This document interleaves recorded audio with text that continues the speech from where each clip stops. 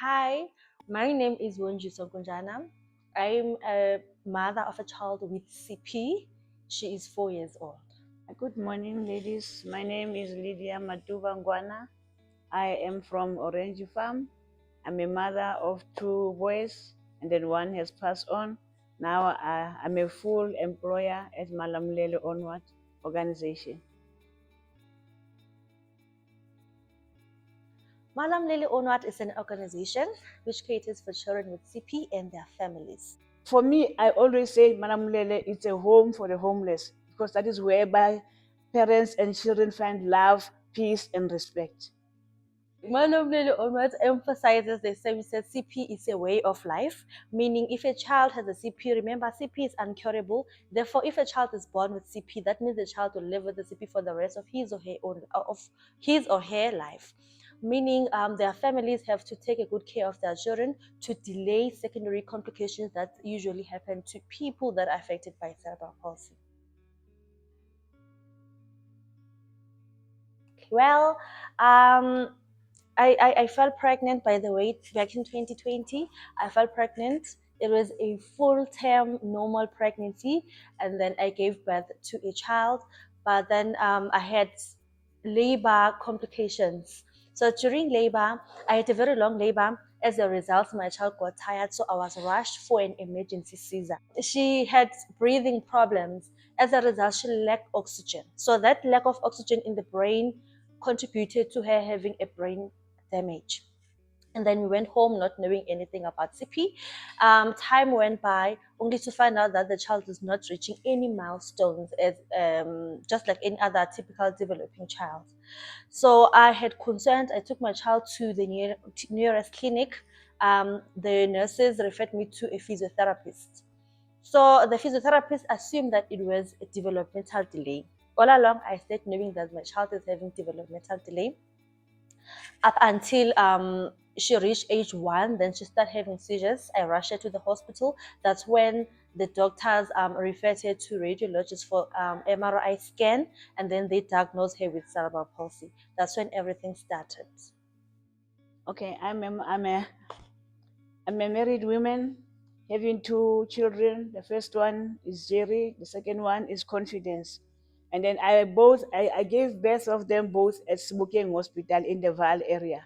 And then Jerry was okay, it was a normal pregnancy and normal delivery. And then with Confidence, I had a normal pregnancy, a healthy one, and a full term. And then on the last day whereby I'm about to to give birth to Confidence, I had delivery complications to extent of being referred to the emergency Caesar. Yes. And then after that, I had my baby, and then he looked like a normal child, like other children, right? And then, so when you gave birth through the operation, you are not discharged right away. You will be like kept at the hospital for a period of 2 weeks to heal, and then for them to be sure that you're okay and the baby is okay.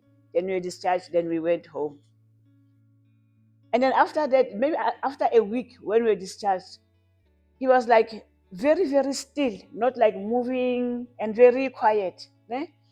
The thing that has like surprises me or give me a shock actually is the shape of his head. It was changing throughout the day.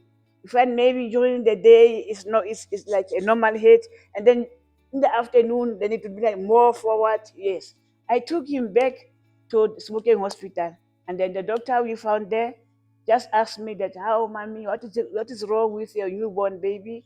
I said, no, doctor, the thing that I don't understand, I'm having a firstborn, and then he's okay. I've never seen this thing happening to him. So I'm a bit confused, and like I'm shocked because I don't know now what to do when it is happening like this. No, he just looked at him and then said to me, no, your baby will be fine. People are not the same. Some took long for the bones to come together, some it takes time. So your baby will be fine. Then I went home with him, and then by then I was living with my mother in law and my husband. So, culturally, if something is wrong with the child, the daughter in law will be blamed for that. Yeah, so that is the path I went through. Okay, I went home and then break the news to my husband and to my mother-in-law. No, the doctor said Lulu will be fine. people are not the same, this. Okay, everything was okay. But it kept on like happening until when he reached like 3 months. And now the head is more still, but now the forehead is more forward. I took him to the local clinic. It is called Stratford Clinic. Yeah, it is the main clinic at Orange Farm. So I took my son to the clinic. The sister in charge there do all the assessment, ne? And then she told me that my child won't be normal. That's the word she used. Your child won't be normal. She won't be. He won't be able to do the things that other children are doing. She said, okay, I'll refer you to Baragwanath hospital, whereby you'll get all the information you need to know. The way I was hurt and disappointed, I just took a taxi right from the clinic. I never went home to inform anyone. Right there, I take a taxi straight to Baragwanath hospital.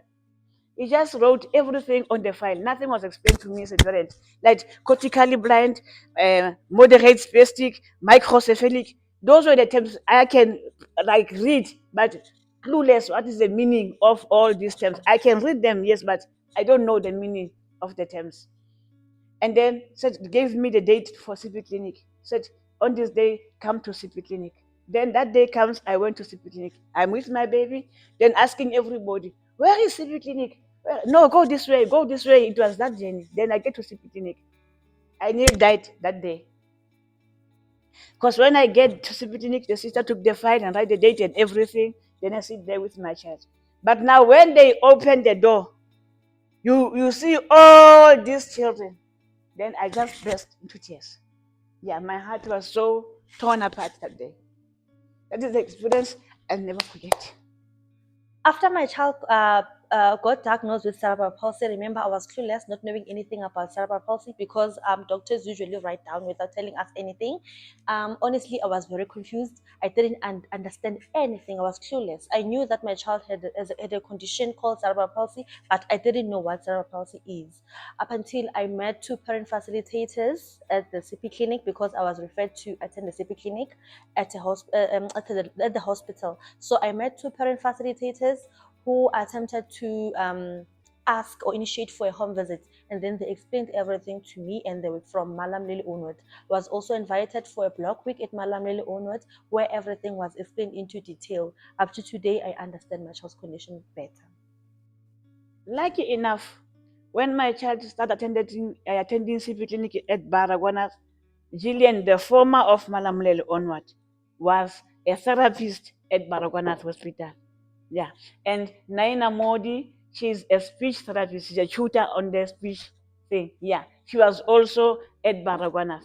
So I had a chance to meet them at Baragwanath. Though Gillian, it was now about her last days at Bara, she was almost leaving, but I had a chance to meet her there. Yeah. So they worked with my child, it was okay. Then she left. Then we were still continuing with this thing.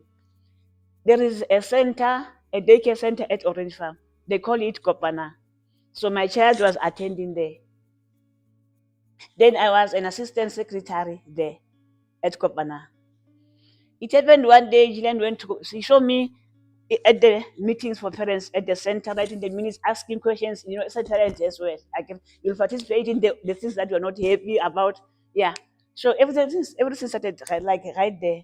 And then one day she came to the center and asked them to take her to my place. Yeah. When I was at home, then the car comes. Hi, this car with ladies. I know this lady is a therapist, and then they just came to me. Yeah, okay, Lydia. They come in. I welcome them. Then they brought the news like Lydia. Lydia said to me, Lydia, I'm having a study that I want to do here in Orange Farm. It was 2004, 2005, 2004.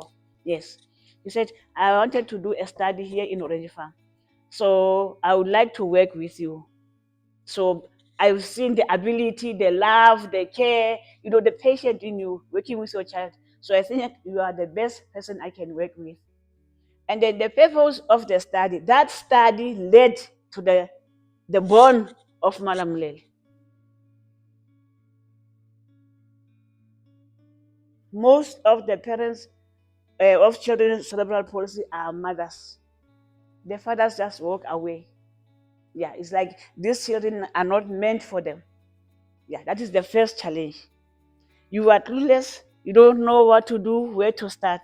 Then now you are left alone with this child by someone you respect, someone you want to go the journey with. Then you'll be left on your own with the child. I think most families of children with CP, they most of them they are having a problem of accepting the child's condition, because if you haven't accepted the child's condition, it becomes very difficult for you to know exactly your child and to understand your child. But once you start to accept, everything fall into place. It becomes easy for you, even when the therapist or you get second help from the people around you. It becomes very easy because you've accepted. So every help that you get, to accept it in order to make sure that your child grow and change in a positive way. But without accepting, everything is just difficult. The main challenge as well is when the child has seizures and you're not like informed about seizures. Like my son, he was at the age of 7. He never had seizures before. He was a moderate spastic level 4. He used to bum shovel around the house. He used to sit on the bench on the couch. So what happened? They called me from home. Hey, Maluli, even the principal came to my house. Please come with us at the center. And then Luli has fallen and then is bad. I said, what happened? No, I don't know. I was in the office. I was doing washing outside. I just leave everything there. I never locked my house. I just ran to the school. Just after that incident, then the seizure started. It was, yo, it was around 12 midnight. I remember that day. I don't know what to do.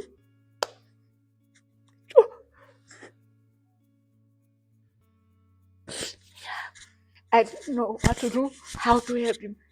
He was like, I opened the door. Imagine 12 midnight. I'm alone with my two sons. I opened the door. I took him outside to the tap. I opened the tap. I put him underneath the tap. I didn't know.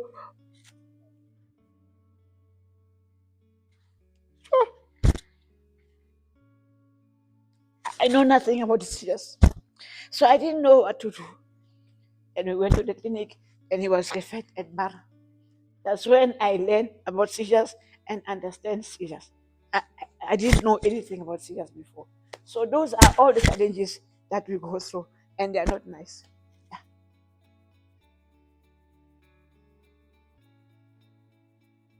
I remember there was a time when my child had seizures. Actually, she fitted, so I rushed her to the hospital. It was the second time this time around, and she had episodes frequently, one episode after one another. So I went to the hospital.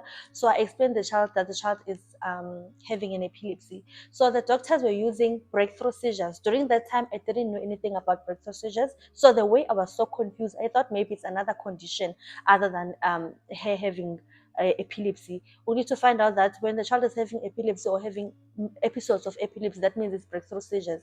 So I think if healthcare practitioners can use easy English or easy terms that we can understand better other than using the bombastic medical words. Because as mothers, sometimes we tend to go home being confused about the child's diagnosis or about the child's condition because of the words that they are using, which are very bombastic. Then I make means to wake like 5 o'clock to catch that transport to go to CP clinic. And when you get there, the therapist will be there, like few of them. Okay, the parents, you are all there. Then it's like, okay, mommy, how are you? The first thing, mommy, I'm having a name. I'm Lydia. She's what this one. If you call me by my name, I feel respected. If you call my child by his name, I feel that we are welcome in this place.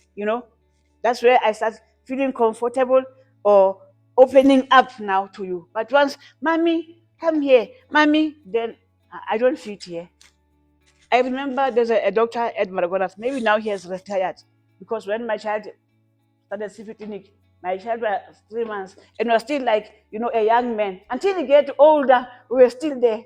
Professor Roda. Oh, I'll honor that man with all my entire life. He's like a father to them. He never mind their drooling. He never mind any issues with them. So when working with professionals like that, you always want to go and see them, talk to them about anything that you are not you are not sure about. If this thing I'm doing it right, if this thing will happen, you are free to ask questions. But with someone, okay, sit there, okay, mommy, okay, I'll go home. with whatever question I have, I won't be able to ask because I don't see that thing in you.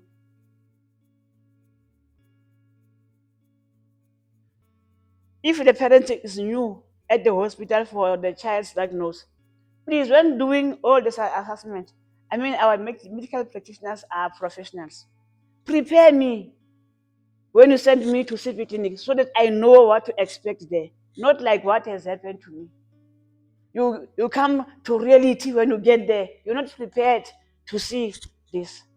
I think explaining, as I've said earlier, explaining the child's condition, not only writing on the file, explaining to the mom, to make the mom understand better so that the mom can spread the knowledge around the society, around the community. The mom can be able to explain even when the people are asking what's wrong with the child's condition. So the community itself, then they get to learn and understand the child other than having questions. And also, I think the level of stigma also will be decreased if they are more aware about cerebral palsy. So help me to understand how much potential my child has. We can work together to get here. It is not easy to get there, but these are the close by things that we can get to. These are the realistic goals that we get. Maybe you can help your child to learn to open his hands and learn self-feeding instead of standing, running. That one is far. Just look. Help me to understand the goals that we can achieve. When I come here, we work towards this goal.